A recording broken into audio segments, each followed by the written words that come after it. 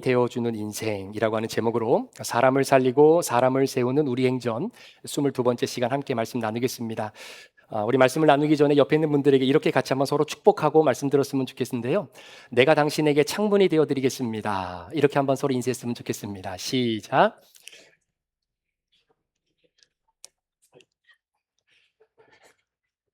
내가 당신에게 창문이 되어드리겠습니다. 오늘날 AI 발전이 급속도로 진전이 되면서 많은 기업들이 직원을 채용하는 데 있어서 다소 어려움이 좀 있다고 합니다.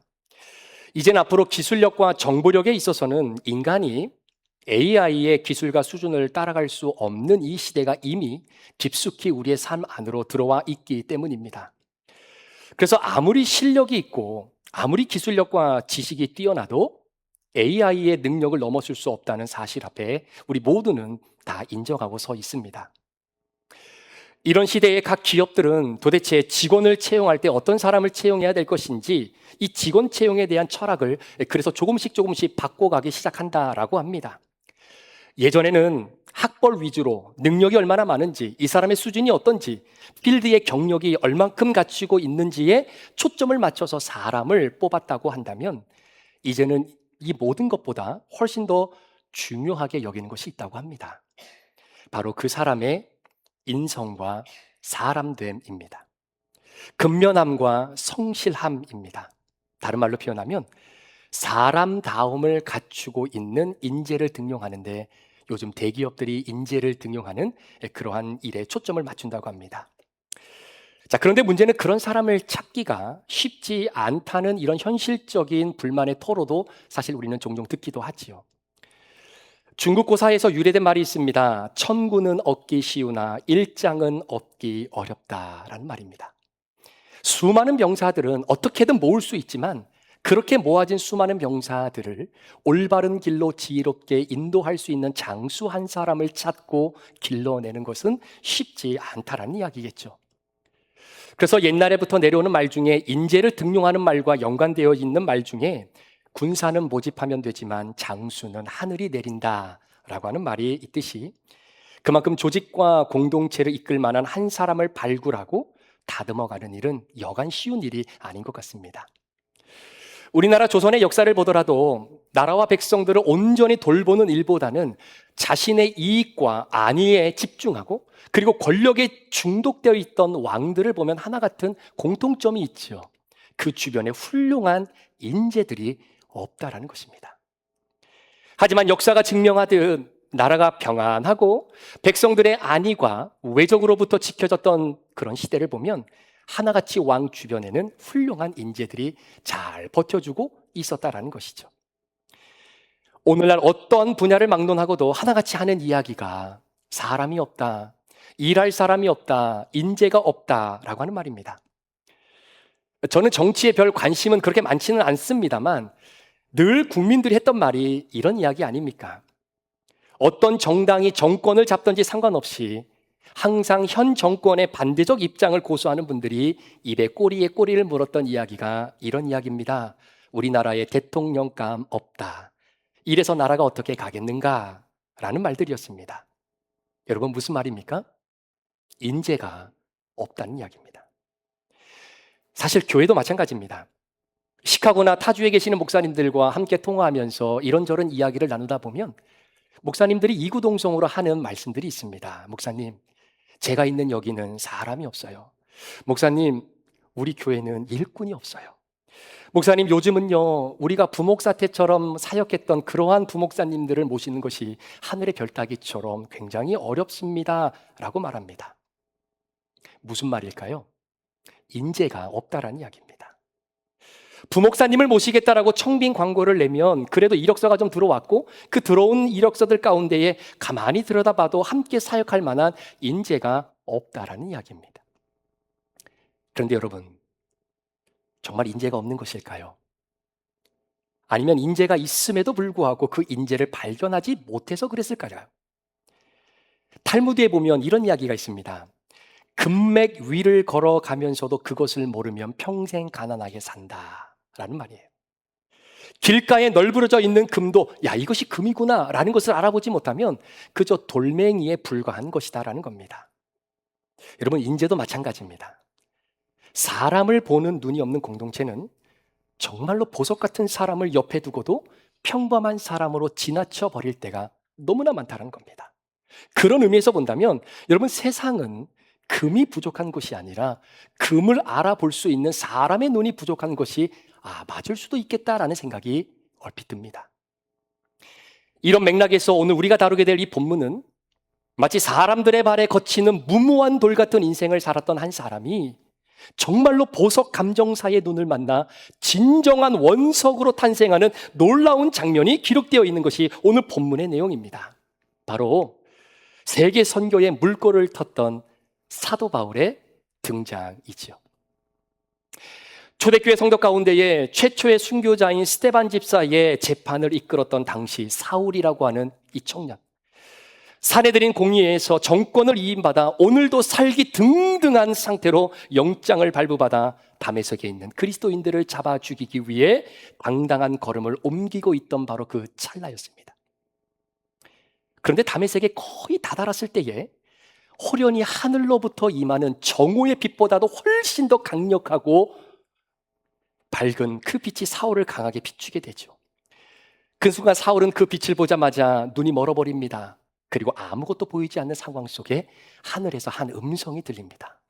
사울아, 사울아, 왜 네가 나를 어찌하여 핍박하느냐? 순간 사울은 일평생에 한 번도 경험해보지 못했던 그런 두려움에 휩싸이게 됩니다. 주여, 누구이십니까? 나는 네가 핍박하는 예수다. 여러분, 이상하지 않습니까? 지금 사울이 누구를 위해서 일하고 계신지 아세요? 하나님을 위해서 일하고 있는 사람입니다. 내가 믿고 있는 유대교의 하나님을 위해서 오늘도 사울은 열심히 사명을 감당하는 겁니다. 그때 유대인들이나 지금 유대인들이나 여전히 그들은 하나님의 아들 메시아가 이 땅에 오지 않았다라고 믿고 있죠. 그래서 그때나 지금이나 여전히 유대인들은 하나님의 아들 메시아를 기다리고 있는데, 아니, 기독교인들이 하나같이 하는 이야기가 뭐냐면 메시아가 왔다는 겁니다. 그리고 그 메시아가 나를 위해 십자가에 못 박혀 죽었다가 3일 만에 부활한 후에 다시 하나님 나라로 승천했다라고 하는 이런 말도 안 되는 이야기를 하고 다니면서 사람들을 현혹시키고 있는 거죠.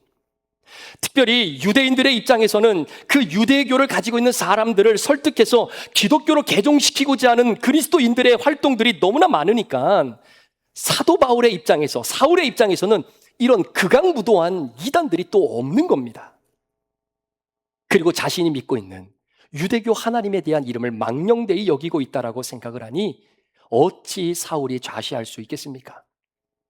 이런 이단들을 어떻게 해서라도 한 명이라도 더 잡아 처형시키는 것이 내가 믿는 유대교 하나님을 위해 내가 할 수 있는 최고의 사명이다라고 생각하고 있는 바로 그때였습니다.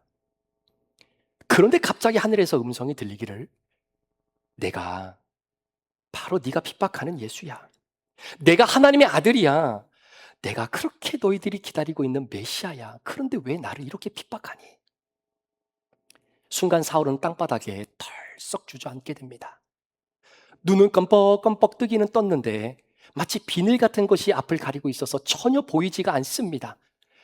그렇게 기세가 등등하고 자신감에 차 있던 사울은 이제는 누군가의 도움이 없이는 단 한 발자국도 걸어갈 수 없을 만큼의 연약한 사람으로 완전히 전락해버립니다. 그리고 사흘 동안 아무것도 먹지 못하고 아무것도 마시지 못하고 거의 죽은 목숨처럼 시간을 보내고 있었던 바로 그때였습니다. 오늘 본문에 아나니아라고 하는 한 사람이 등장합니다. 그런데 이 아나니아를 오늘 성경은 뭐라고 표현하냐면 제자라고 표현합니다. 이게 놀라운 사실이에요. 여러분, 제자가 누구입니까? 사복음서에서의 제자는 예수님의 12사도, 12제자를 제자라고 그렇게 이야기합니다. 그러나 제자 시대가 끝나고 난 이후에 마가의 다락방에 모여있는 120명의 성도들 위에 각각의 사람의 성령이 임하고 난 이후부터, 그리고 이 땅에 사회학적으로 교회가 처음으로 생겨나고 난 이후부터는 제자는 성령 받은 그 한 사람 한 사람을 제자다라고 부르게 되는 거죠. 따라서 아나니아 역시 성령의 충만함을 경험한 사람이었을 겁니다. 늘 내 생각보다 성령님의 생각을 앞서지 않길 위해 성령님의 말씀에 늘 민감하게 반응하며 살았던 사람이었을 겁니다. 그렇지 않고서야 굳이 아나니아를 성경이 제자였다라고 표현할 이유가 있겠습니까? 아니나 다를까 성령에 순종하며 살았던 아나니아에게 부활하신 주님이 찾아오셨습니다.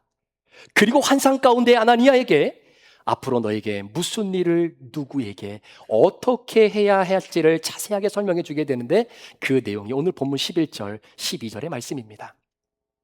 주께서 이르시되 일어나 직가라 하는 거리로 가서 유다의 집에서 5사람 사울이라는 사람을 찾으라. 그가 기도하는 중이니라. 그가 아나니아라 하는 사람이 들어와서 자기에게 안수하여 다시 보게 하는 것을 보았느니라 하시거늘. 여러분, 우리가 성경을 읽을 때 그냥 문자적으로만 성경을 읽으면 때로는 별로 재미가 없다라고 느껴질 때가 있지 않습니까? 그러니까 이런 겁니다. 지금 우리 부활하신 주님이 아나니아에게 사명을 주시는 겁니다. 그런데 그 사명이 뭐냐면 다메섹의 도시에 가면 메인 스트리트라고 할 수 있는 직가라고 하는 도시가 나온다는 거예요. 그 거리가 나오는데 그 직가라고 하는 거리에 가면 유다라고 하는 사람이 살고 있는 집이 있다라는 겁니다. 그런데 그 사람의 집에 누가 있냐면 사울이라고 하는 청년이 있다라는 거죠. 그 청년에게 다가가서 그를 보살피고 일으켜주는 사역을 감당하라는 사명을 지금 아나니아가 받은 겁니다. 자, 보세요. 만약에 여러분들이 아나니아라고 한다면 어떤 반응을 보이시겠습니까? 이거 쉽지 않은 순종입니다. 굉장히 위험한 순종입니다. 지금 그리스도인들에게 있어서 사울이 누구입니까? 어떻게든 피해 다녀야만 되는 1순위의 사람입니다. 잡히면 죽습니다. 아니나 다를까 오늘 본문 13절 14절의 말씀을 보니까 아나니아도 부활하신 주님으로부터 사명받고 난 이후에 굉장히 마음에 두려움이 있었습니다. 어처구니가 없다라고 생각을 했겠죠. 그래서 하나님 앞에 이렇게 13절 14절 고백합니다. 아나니아가 대답하되 주여 이 사람에 대하여 내가 여러 사람에게 듣사온즉 그가 예루살렘에서 주의 성도에게 적지 않은 해를 끼쳤다 하더니 여기서도 주의 이름을 부르는 모든 사람을 결박할 권한을 대제사장들에게 받았나이다 하거늘. 이 말은 무슨 말입니까? 가기 어렵다라는 이야기예요. 여러분, 아나니아의 속마음을 한번 들어보시겠습니까? 하나님, 이 사람은 안 됩니다. 지금 이 사울이라고 하는 사람이 유대교에서 기독교로 개종을 했다는 겁니까? 그걸 어떻게 믿습니까? 지금 다메섹에 살고 있는 그리스도인들을 잡아 죽이기 위해 여기까지 온 사람인데 혹시 그 사람이 거짓말로 아니면 전략상으로 내가 개종했다라고 거짓말하고 난 다음에 그리스도인들을 한 곳에 모아놓고 일망타진할 수도 있는 것 아니겠습니까? 예수님, 이 사람에 대한 진정성이 아직 판명되지 않았습니다. 그리고 이 사람은요, 산에 들인 공회에 들어가려고 얼마나 애를 썼던 사람인지 모릅니다. 권력에 완전히 중독되어 있는 사람입니다. 그리고 예수님, 이 사람은 하자가 있는 사람입니다. 앞을 못 보는 사람인데 도대체 이런 사람이 무슨 하나님의 나라와 영광을 위해 일을 할 수 있다고 저보고 이 사람을 가서 도우라는 이야기입니까? 예수님, 말 나온 김에 제가 한 말씀만 더 드릴게요. 이 사람은 그리스도인들에게는 회방자입니다. 핍박자입니다. 그리고 포악자입니다. 그런데 이런 사람을 저보고 가서 회복하는데 도움을 주라고요? 여러분, 정말 쉽지 않은 순종입니다. 순종하기 너무나 어렵습니다. 이거 진짜 위험한 순종이죠. 그런데 이런 위험한 순종을 우리 주님이 아나니아에게 요구하시는 겁니다. 아나니아의 속마음을 다 듣고 나신 이후에 우리 예수님께서 아나니아에게 오늘 본문 15절처럼 이렇게 말씀을 하시더라고요. 주께서 이르시되 가라. 이 사람은 내 이름을 이방인과 임금들과 이스라엘 자손들에게 전하기 위하여 택한 나의 그릇이다. 자, 이번에는 우리 부활하신 예수님의 마음을 한번 들어보십시오. 아나니아야, 너는 사울이 가능성이 없다라고 생각을 했지만 나는 사울 안에 있는 복음의 가능성을 이미 봤어. 아나니아야, 너는 사울이 눈이 멀어서 아무것도 못 보는 사람이다라고 말했지만 그렇기 때문에 이제야 비로소 사울은 진정으로 봐야 될 것을 보게 되는 사람이 된 거야. 아나니아야, 너는 사울이 끝났다라고 생각했지 모르겠지만, 아니, 사울은 이제부터 시작이야. 아나니아야, 너는 사울이 완전히 무너졌다라고 생각했을지는 모르지만, 아니야, 내가 볼 때는 이제는 사울이 하나님의 나라와 복음을 위해 뛰고 달릴 준비가 되어 있는 사람이야. 사랑하는 여러분, 오늘 부활하신 주님이 아나니아에게 그렇게 고백했던 것처럼 오늘 저와 여러분들에게도 동일하게 말씀하시는 겁니다. 우리 인생의 끝이 곧 하나님의 일하심의 시작인 줄 믿습니다. 내 힘으로 안 될 때, 빈손으로 걸을 때, 그때가 하나님이 일하실 때인 줄 믿습니다. 저와 여러분 인생 가운데 마치 더 이상 내려갈 데가 없을 만큼 밑바닥을 치고 있다고 생각하시는 분들이 혹시 여러분 가운데 있다면 그거 아닙니다. 이제부터라도 주님이 여러분들을 용수철의 스프링처럼 튀어오르게 하실 일만 남은 겁니다. 이유가 무엇이냐면 나의 끝이 곧 예수의 시작이기 때문인 줄 믿습니다. 누가 그러더라고요. 한국에서 여러분, 땅끝 마을이 한국에서는 어디입니까? 한국에서 땅끝 마을이 어디입니까? 해남이라고 이야기하죠. 한국에서 땅끝 마을은 해남입니다. 근데 이상하죠. 해남에 살고 있는 사람들은 그 땅을 땅끝이라고 이야기하지 않습니다. 땅의 시작이라고 이야기합니다. 그러니까 내가 어디에서 어떤 관점으로 바라보느냐에 따라서 내가 선 이곳이 땅끝이 될 수도 있고 땅의 시작이 될 수도 있다는 거예요. 오늘 아나니아는 사울이라고 하는 청년을 땅끝 마을 해남으로 인식했다면 우리 주님은 그곳을 복음의 시작점으로 바라봐 주신 겁니다. 드디어 아나니아가 사울을 만나고자 직가로 향합니다. 자, 여기서 우리가 한 가지 좀 짚고 넘어갈 것이 하나 있는데요. 혹시 여러분 가운데 오늘 본문에 등장하는 이 아나니아라고 하는 사람이 혹시 사도행전 5장에 등장했던 아나니아와 삽비라의 그 부부의 아나니아로 생각하시는 분은 안 계시겠죠? 사도들을 속여서 하나님의 징벌을 받아 죽음을 경험했던 그 아나니아가 다시 부활해서 사도행전 9장에 재등장한 그 사람이 아니다라는 이야기입니다. 동명이인입니다. 그래서 오늘 본문은 구태여 우리로 하여금 사도행전 5장에 나오는 아나니아와 헷갈리지 않기 위해서 다메섹의 아나니아라고 구체적으로 표현을 하고 있는 거죠. 참고로 다메섹의 아나니아, 이 사람은 도대체 어떤 사람일까? 성경을 찾아보니까 많은 지면을 할애하여서 우리에게 소개하고 있지는 않지만 사도행전 22장 12절에 보니까 다메섹 아나니아에 대해서 성경이 우리에게 이렇게 소개하고 있습니다.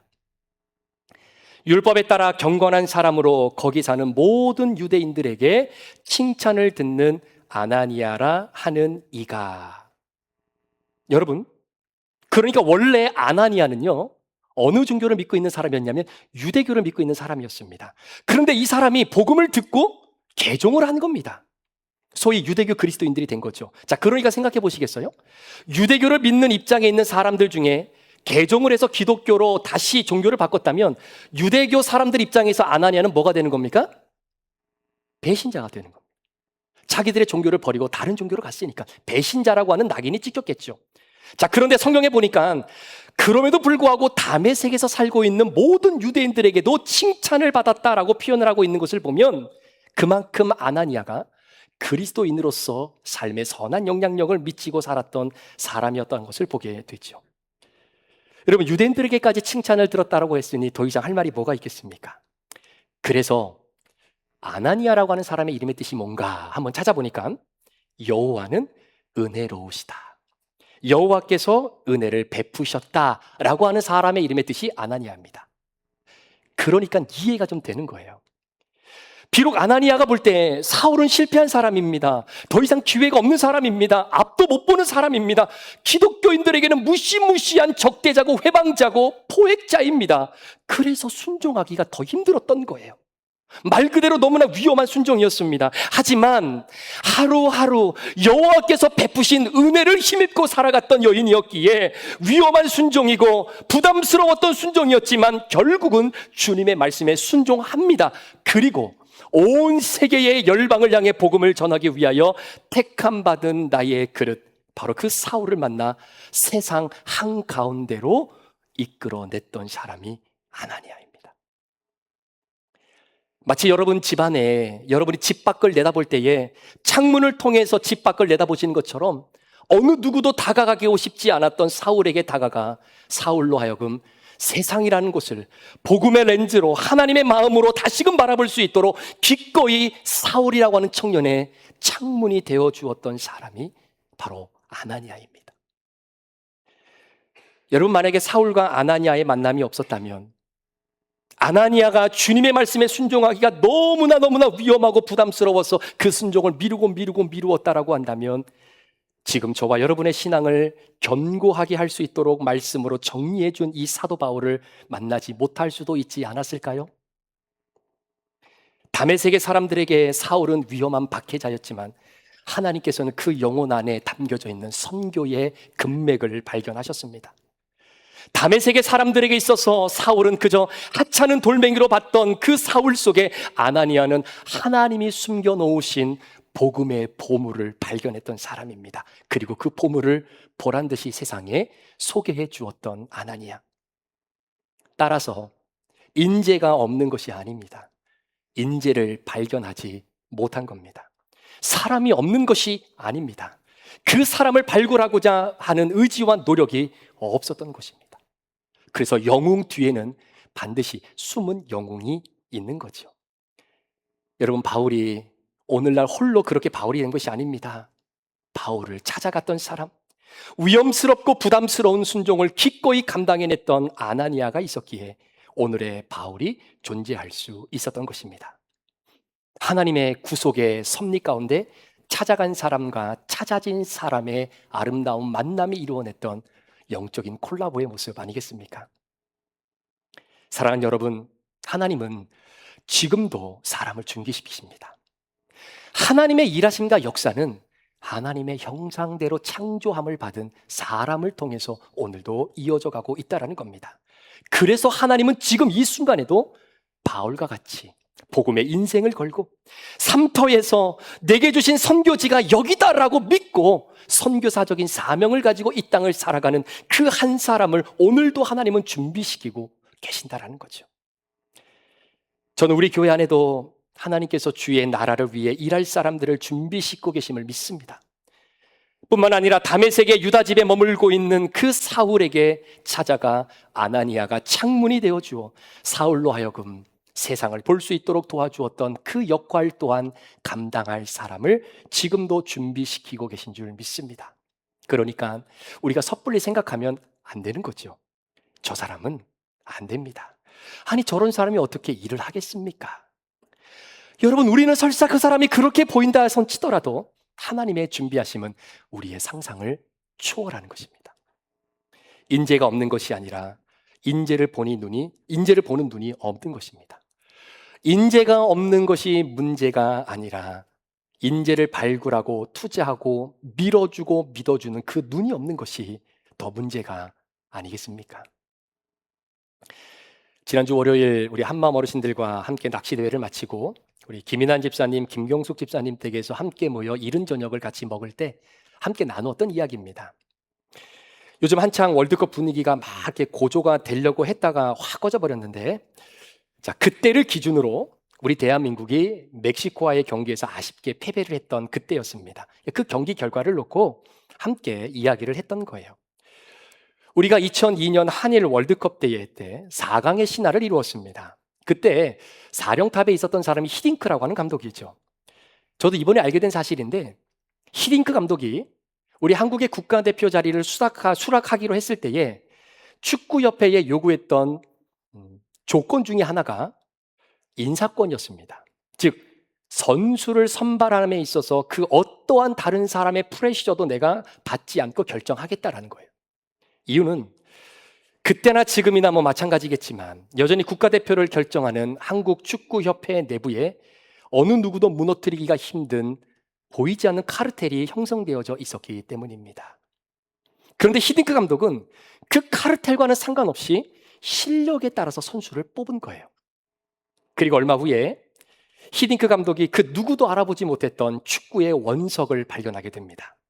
이 선수가 국가대표로 발탁이 되었을 때, 그렇지, 저 선수는 국가대표 할 자격이 있지 라고 인정해 준 사람은 아무도 없었습니다. 이유는 말도 안 되는 선수, 당시 프로팀 일부 리그에서도 뛰지 못하는 선수가 이 국가대표로 발탁이 됐기 때문입니다. 그 선수가 바로 그때 당시 포항 스틸러스라고 하는 프로축구팀 2부 리그에서 뛰고 있었던 박지성이라고 하는 선수입니다. 모든 축구 관계자들은 야, 이건 잘못된 선택이다. 이 선수는 아니지. 키도 안 크죠. 피지컬도 안 만들어졌죠. 아니, 이런 사람을 국가대표로 뽑은 히딩크를 어떻게 믿냐. 더 늦기 전에 감독을 교체해라. 별별 소리가 있었습니다. 아니나 다를까 그렇게 구성된 국가대표의 경기력은 늘 5대0 패배라고 하는 별명이 그때부터 따라붙기 시작을 한 거예요. 하지만 히딩크 감독은 주변 소리에 아랑곳하지 않고 계속해서 인재를 발굴합니다. 그리고 발굴하고 발견한 그 인재를 최선을 다해 지도하고 훈련시키고 당금질하기 시작합니다. 지금 그 선수가 가지고 있는 지금의 능력보다 훈련받고 연단받고 당금질을 통해 앞으로 이 선수가 발휘할 수 있는 그 가능성의 잠재력을 보고 끊임없이 사람들을 발견하게 되죠. 그리고 기꺼이 그 선수들에게 히딩크 감독은 세계 축구가 무엇인지, 선진 축구가 무엇인지를 바라볼 수 있는 창문이 되어주기를 마다하지 않았습니다. 그리고 2002년 꿈은 이루어졌었습니다. 인재가 없어서 한국 축구가 못한 것이 아니었습니다. 카르텔이라고 하는 보이지 않는 그 벽을 허물지 못하고 인재를 찾고자 하는 눈이 없었기 때문입니다. 말씀을 정리합니다. 사람이 없다, 인재의 부재가 문제다라는 말이 정답처럼 여겨지는 이 시대에 아나니아와 같이 비록 위험한 순종을 요구받았던 부담감이 있을지라도 하나님의 은혜를 이미 누리고 살아가고 있는 인생이기에 믿음으로 순종하고 사울을 찾아가 인재를 발굴하고 기꺼이 그 사람으로 하여금 세상을 바라볼 수 있는 창문이 되어주었던 사람이 필요합니다. 위험한 순종이 있지요. 부담스럽기 짝이 없습니다. 그러나 여호와 하나님께로부터 은혜 받고 사는 그 한 사람의 순종을 통해 이 땅을 향한 복음의 역사는 진일보를 하게 된 것입니다. 우리 주변을 한번 보십시오. 하나님께서 준비시켜 놓으신 많은 인재들이 있습니다. 우리 주변을 좀 한번 보실까요? 옆에 한번 이렇게 쳐다보십시오. 네. 아이고, 원석이었군요. 네, 한번 쳐다보신 김에 이렇게 한번 고백했으면 좋겠습니다. 제가 모다랍에서 정말 죄송합니다. 시작. 네, 제가 지금까지 모다랍에서 이렇게 귀한 분을 제가 모다랍에서 정말 죄송합니다. 우리 부부끼리 앉으신 분들은 진짜 하셔야 돼요. 진짜 부부끼리 앉으신 분들은 이런 남편, 이런 아내 없습니다. 없어요. 찾아내면 쓰임받을 만한 사람들 많습니다. 그래서 여러분, 좀 위험하고 부담스러워도 귀찮아도 힘들어도 여러분을 기다리고 있는 그 한 사람을 꼭 발견하시기를 축복합니다. 여러분 자신도 사실 아나니아와 같은 사람 때문에 바울 되신 거 아닙니까? 아나니아와 같은 사람 때문에 여러분이 바울이 되셨다면 이제는 여러분들을 기다리는 또 다른 바울에게 부담스럽고 위험하지만 믿음의 순종을 통해 그 한 사람에게 다가가는 오늘 본문의 아나니아가 좀 되어 주십시오. 내게 주신 사명 주님 오실 그날까지 그 사명 잘 감당하다가 주님 앞에 서는 것도 너무나 아름다운 일이지만 여러분 때문에 누군가가 그 사역을 이어서 진행할 수 있도록 사람을 발견하고 사람을 세우고 사람을 살릴 수 있는 그 사역 역시 너무나 아름다운 사역 아닙니까? 우리 각 팀장님들, 또 우리 브릿지 소그룹 리더 여러분, 내가 맡고 있는 이 사명을 잘 감당하는 것도 너무나 중요하지만 내가 하는 것보다 이 사람이 맡아서 하면 정말로 잘할 수 있을 것만 같은 그 바울을 찾아내는 아나니아와도 같은 역할이 필요합니다. 그래야 하나님의 교회에 힘있게 사역을 감당할 수 있는 것입니다. 간절히 소망하기는 우리 브릿지 모든 성도님들은 나는 바울의 사명만 감당해야지. 왜냐하면 바울의 이름만이 더 많이 드러나기 때문에 그래요. 그런데 우리 모든 성도님들이 바울의 사명만 감당하는 것이 아니라 아나니아의 사명도 함께 잘 감당하셔서 바울이 아나니아가 되고 아나니아가 바울이 되는 건강한 사명의 선순환이 우리 안에서 이루어질 수 있기를 축복합니다. 또한 아나니아와 같이 여러분 덕분에 많은 영혼들이 세상에서 오늘도 살아 역사하시는 그 하나님의 일하심을 정말로 바라볼 수 있는 그 눈이 되어주는 바로 창문과도 같은 인생으로 쓰임받을 수만 있다면 그건 역시 하나님 앞에 얼마나 감사한 일이 되겠습니까? 저는 개인적으로 말씀을 준비하면서 그래, 목사가 성도들에게 창문이 되어 주어야 되는 겁니다. 우리 사역자들이 맡고 있는 믿음의 자녀들에게 창문이 되어 주어야 됩니다. 우리 부모님들이 우리 자녀들에게 자녀들이 하나님을 볼 수 있는 창문이 되어 주셔야 합니다. 그리고 소그룹 리더들이 소그룹 식구들에게 오늘도 내 삶에 역사하시는 하나님을 보여줄 수 있는 창문이 되어 주셔야 합니다. 그런 창문으로 쓰임받는 그런 인생, 여러분 생각만 해도 멋있지 않습니까? 이번 한 주간 누군가에게 내가 창문이 되어주는 그런 인생으로 함께 살아갈 수 있는 저와 여러분 되시기를 예수님의 이름으로 축복합니다. 기도하시겠습니다.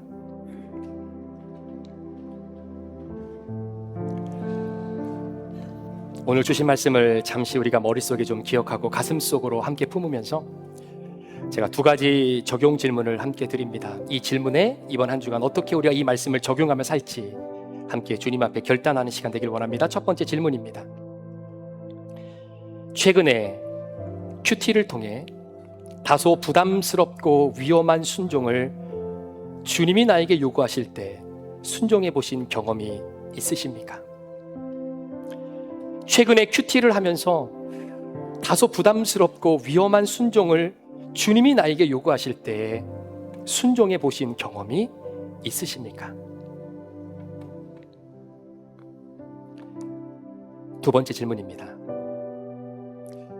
부족한 나를 통해 우리 브릿지 교회를 예수님을 소개하는 창문의 역할을, 바로 그 아나니아의 역할을 나는 잘 감당하고 있습니까?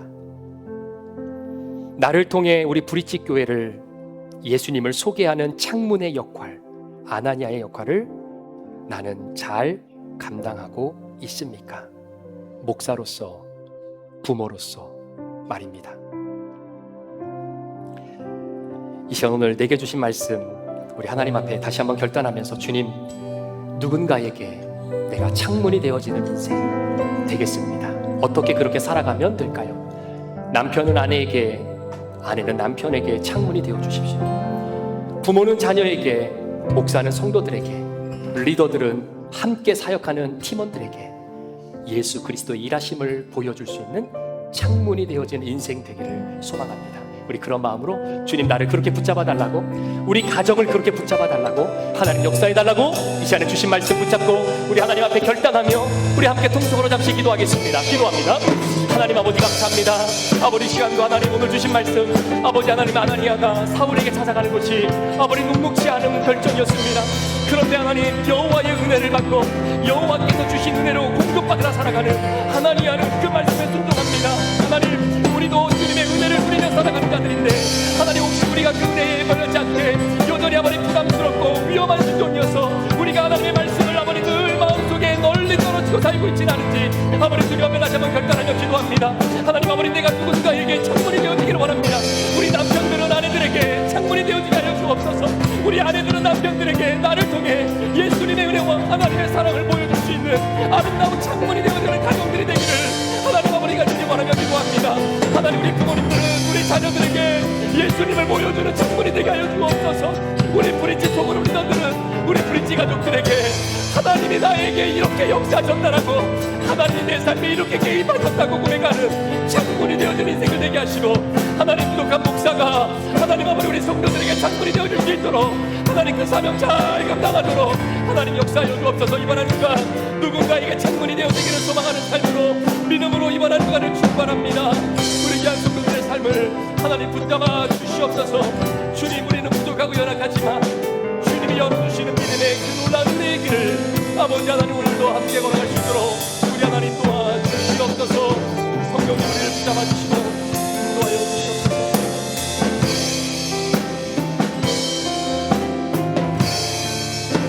우리 함께 주신 말씀 마음에 품고 함께 기도합니다. 주님 나를 부르시니, 주님 나를 부르시니 두려움 없이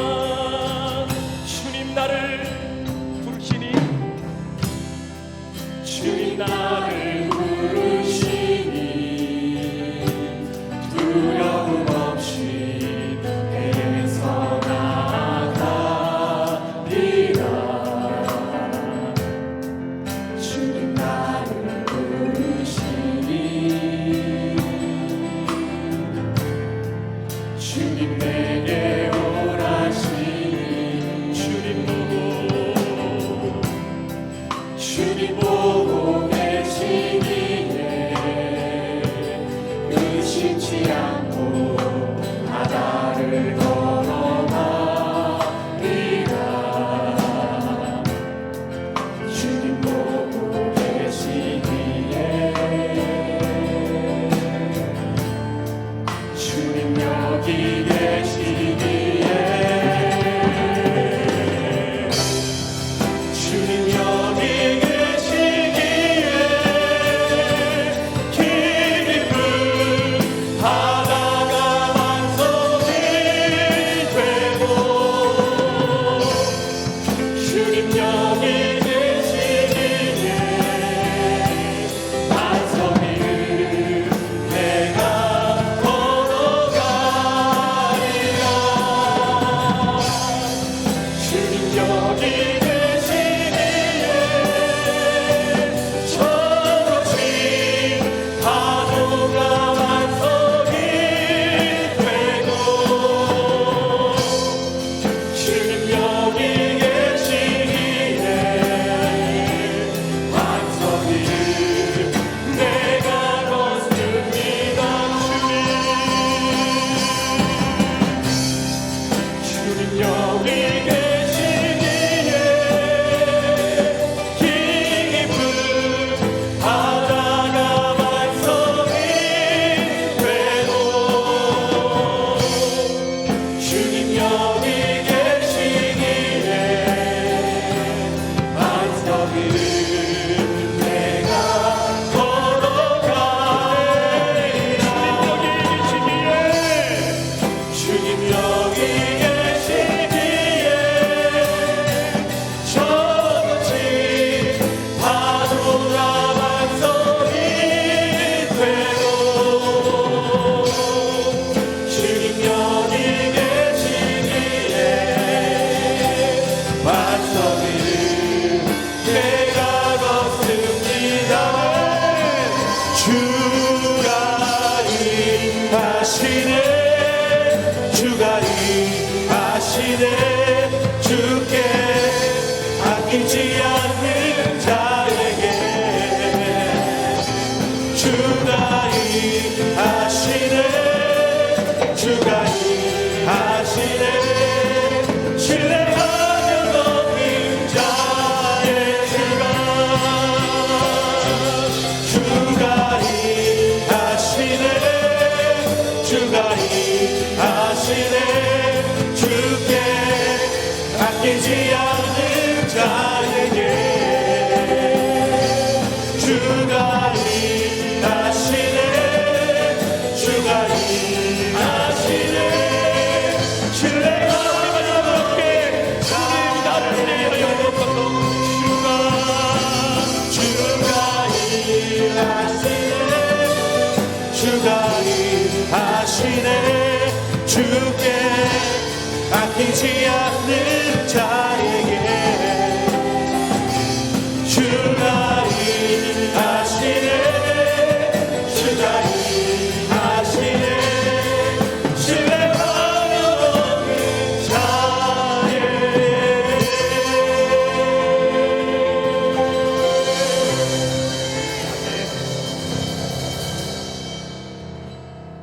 지금은 우리 구주 예수 그리스도의 귀하신 은혜와 우리 아버지 하나님의 무한하신 사랑하심과 성령님의 감화감동 충만교통 위로하시고 오늘도 우리 안에 내주하심의 그 역사가 주님, 그 거친 파도를 내가 이겨낼 수 없습니다. 갈라진 이 광야와 같은 척박하고 메마른 내 인생의 길을 주님 나 홀로 걸어갈 수가 없기에 내가 주님 앞에 쓰임받을 수 없을 것 같습니다 라고 말할 수밖에 없는 우리 환경 속에서도 아니, 네 안에 내가 복음의 금맥을 봤어. 너는 안 된다고 하지만 이제부터 시작이야. 너의 끝이 곧 나의 일의 시작임을 믿어. 오늘 말씀을 통해 그렇게 아나니아처럼 누군가에게 창문이 되어주기를 주님 앞에 결단하며 세상으로 파송받아 나아가는 우리 사랑하는 모든 성도들 머리머리 위에, 이들의 가정과 직장과 사업터 위에 우리 사랑하는 자녀들과 선교사님들과 또한 태중의 생명들과 그리고 일정 기간 동안 멀리 떨어져 있는 자녀들과 아름답고 행복한 시간을 잘 보내고 이제 다시 가정의 품으로 돌아가셔야 되는 우리 모든 부모님들, 성도들 머리머리 위에 지금부터 영원토록 함께 계시기를 간절히 축원하옵나이다. 아멘. 우리 후주 나올 때까지 계속 같이 한번 기도하십시다.